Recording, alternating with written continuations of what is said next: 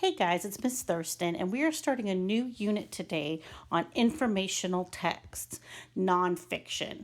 And the majority of your nonfiction follows a set pattern because they are trying to get information to you. That is why it's called nonfiction or informational text. And the majority of what you read in the outside world is informational text. Magazines, newspapers, those are all nonfiction informational texts. So this unit is going to take us up into EOGs, and we are going to be reviewing all of those skills and concepts that go with this, as well as literature. While you are watching this presentation and filling in your guided notes, I will be calling you up to my desk one by one, and we are going to be going over your Watson's essay. So if you have not turned in that Watson's essay, we will be discussing it today. And so I really want you to put in some good effort into this lesson.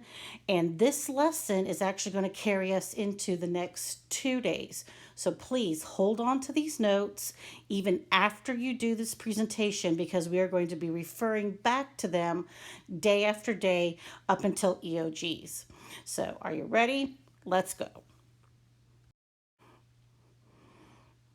Now, I know what you're thinking: nonfiction text, informational text. They're not the most fun things in the world, but they do serve a purpose. Those informational texts, like your textbooks, magazines, newspapers, all serve a purpose, and that is what the majority of what you will read in the outside world contains. So they do serve a purpose. Informational texts allow you to examine a topic in depth, whether it can go broad or focused very specifically on ideas and concepts within that topic. And this is usually accomplished through a selection, organizations, and analysis of that relevant content that falls under that bigger, larger topic umbrella.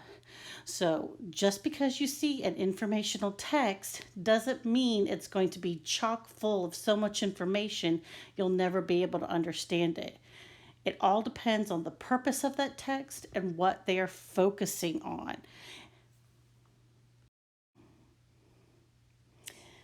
Talking about informational text is all well and good, but when you encounter a new piece of text, you have to ask yourself, is this going to be a literature piece, or is this going to be an informational explanatory piece? Well, if it's informational, it is going to have some common features that informational texts share. Because again, informational texts are trying to give you information.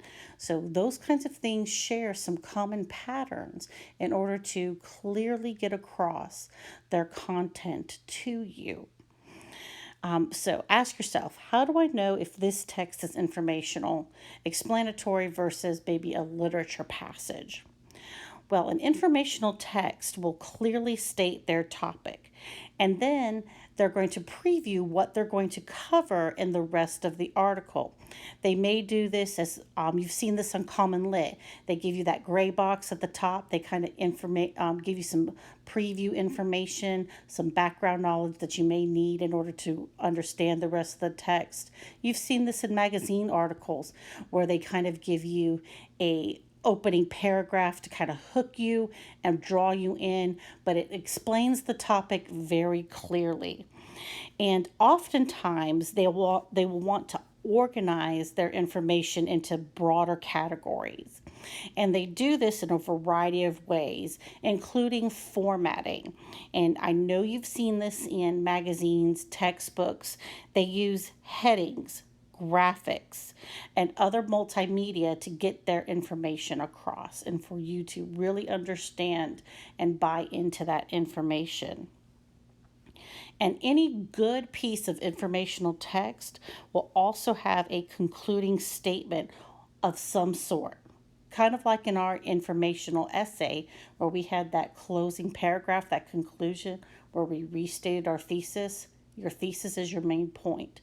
A good informational text will also restate their thesis statement or their main central ideas and points, because they want you to leave that article not forgetting what you just read, but remembering it.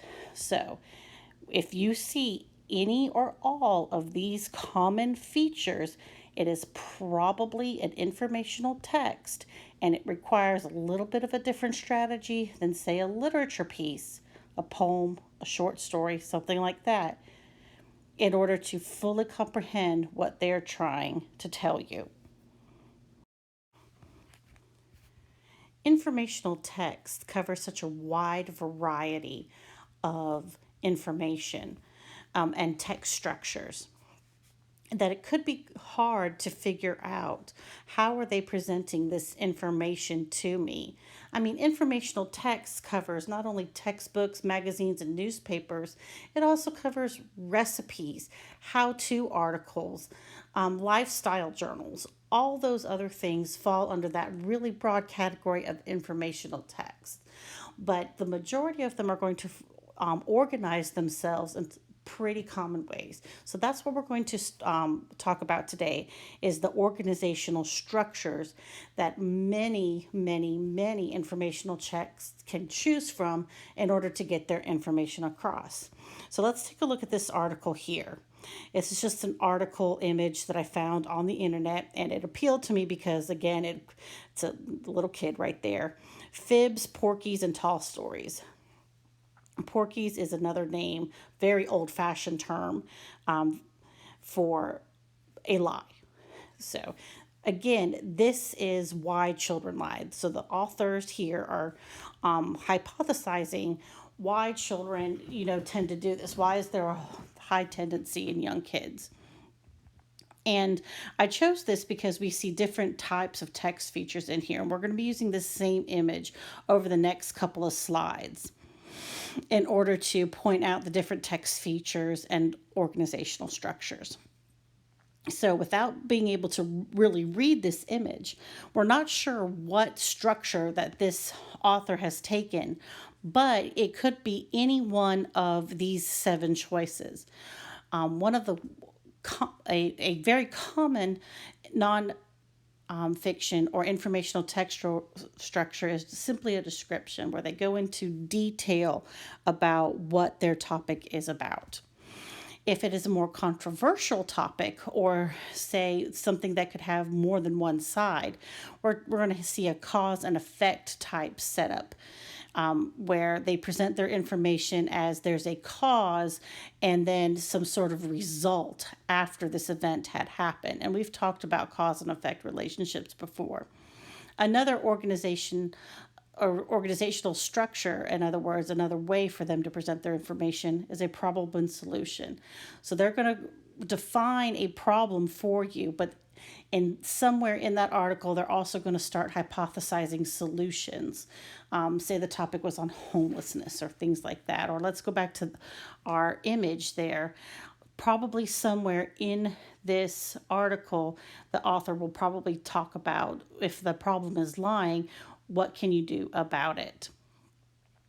Another one is their definition. Well, they will go back and define what a truly a fib is, and what is maybe the difference between storytelling and an out and out lie. They might classify different things using their subheadings and things like that. They will structure their information in sort of a classification type way. They can also go chronological, where they talk about the earliest parts of that information and then how it progressed over time.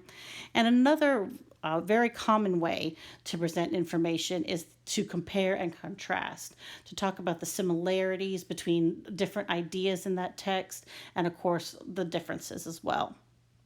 And we're actually going to see this compare and contrast set up a little bit later when we talk about some of the great women authors and speakers that I've come across. And I cannot wait for you to read those articles a little bit later in the week.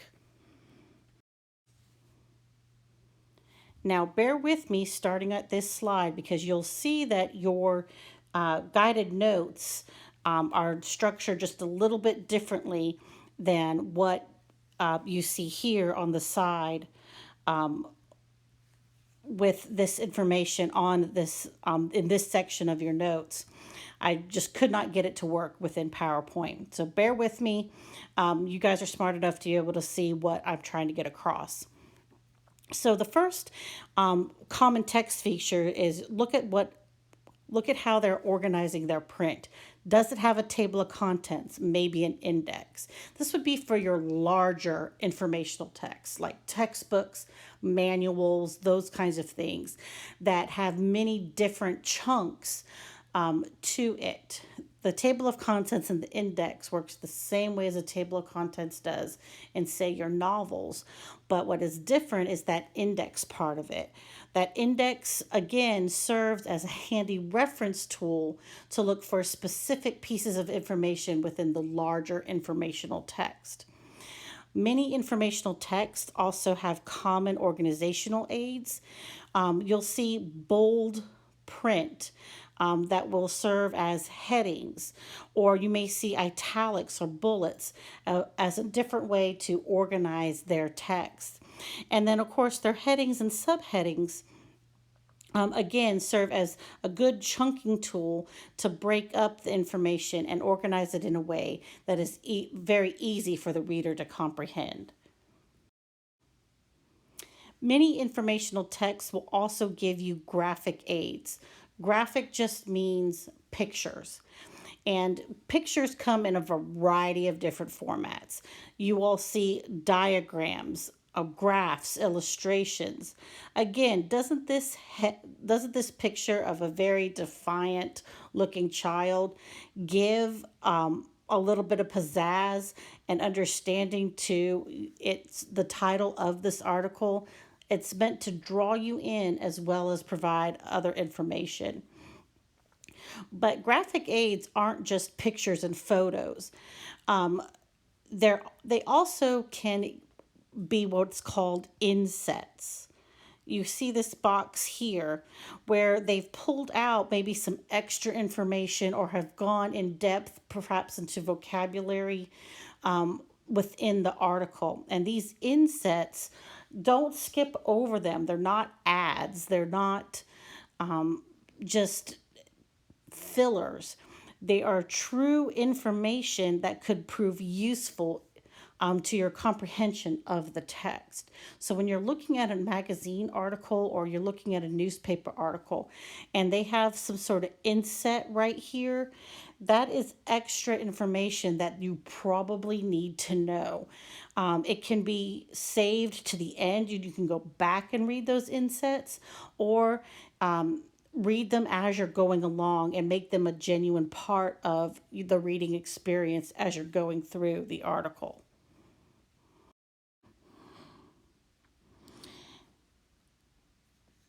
When trying to understand informational text, you have to stop and ask yourself, how are they developing this topic? In other words, how are they presenting this information in order for me to understand and comprehend the information that they want me to? And good informational text features, or excuse me, good informational texts will have some common features that you can pick out and say, hey, this is a well developed and well written informational text. If it is a good piece of informational literature, in other words, a good informational text, they are going to have relevant, well chosen facts. They are not going to have any fluff or any fillers that could distract you from their central idea.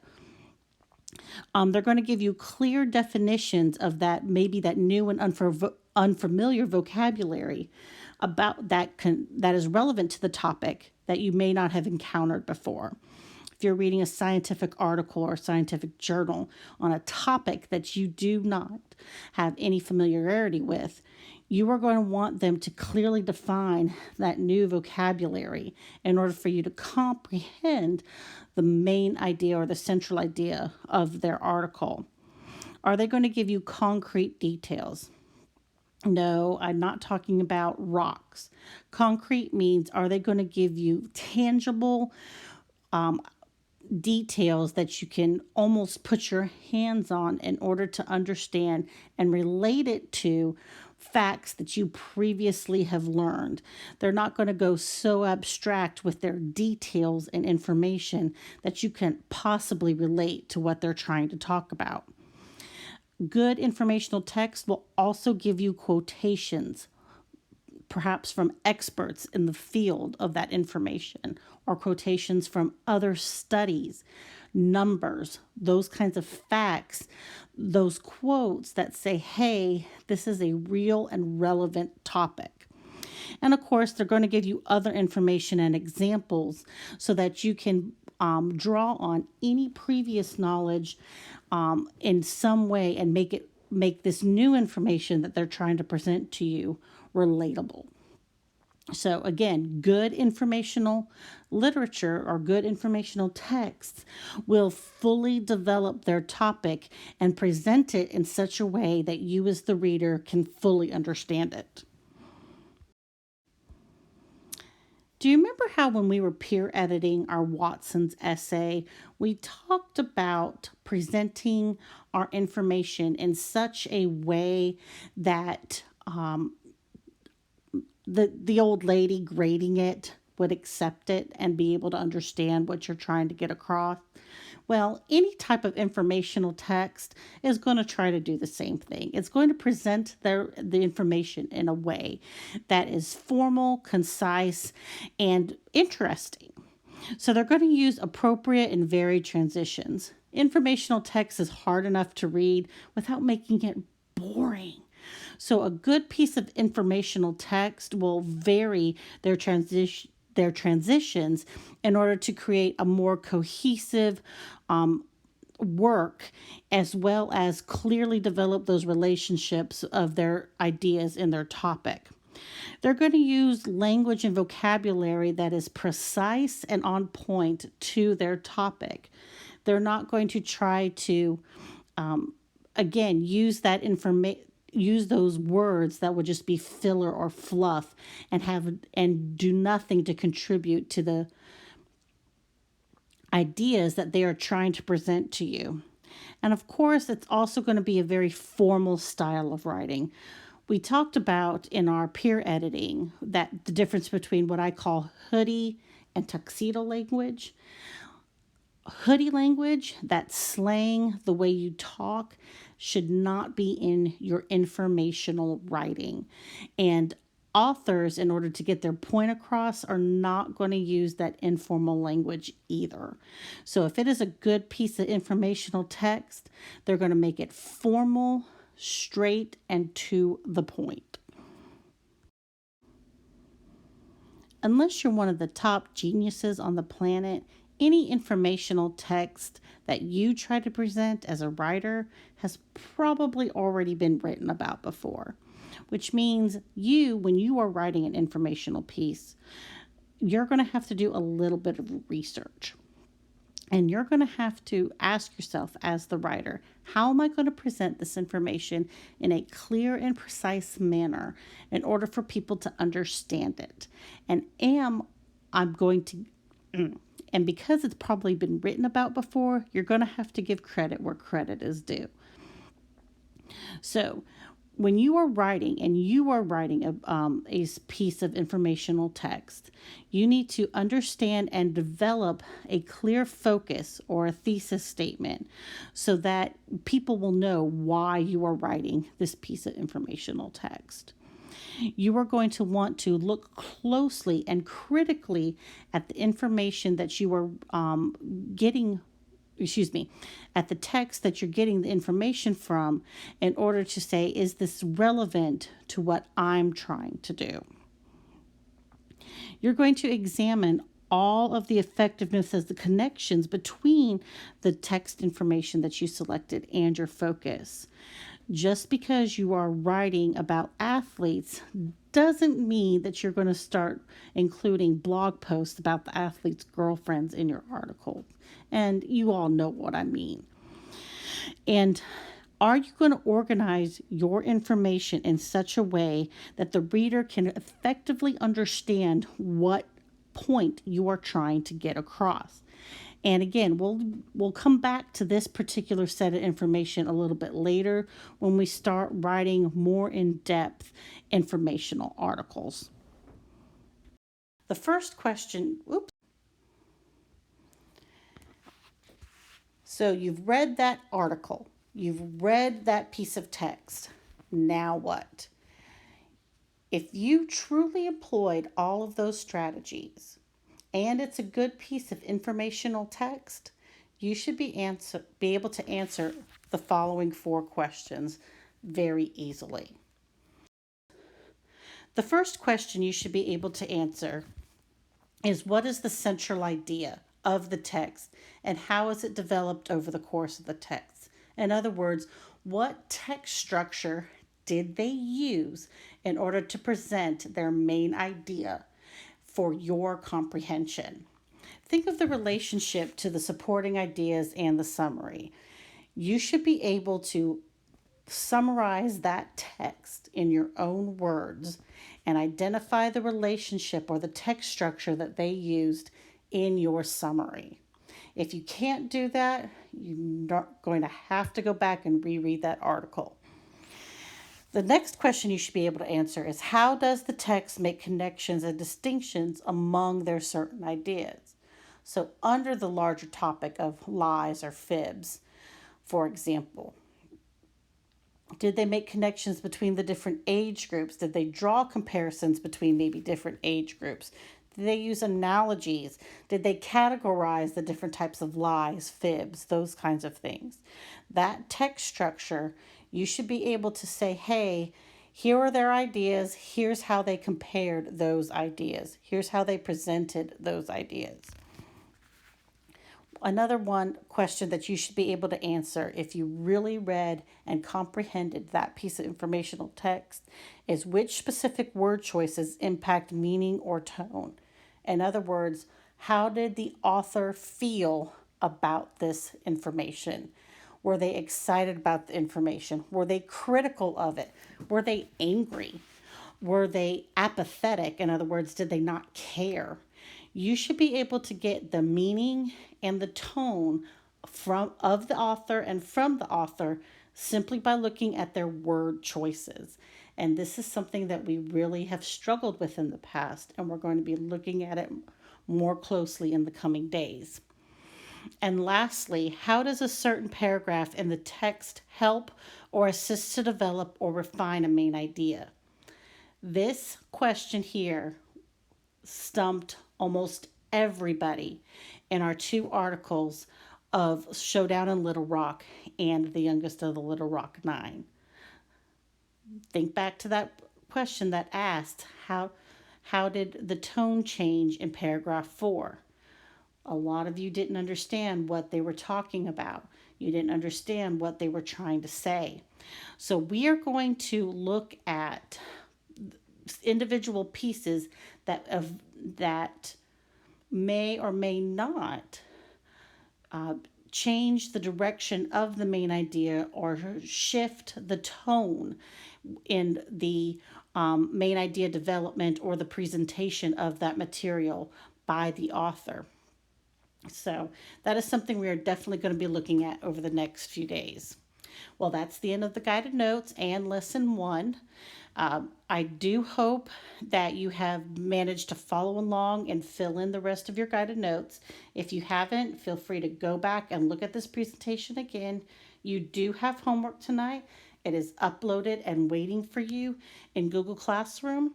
So please get that done, and please be listening for your name so that I can go over your Watson's essay with you. All right, guys, have a good day.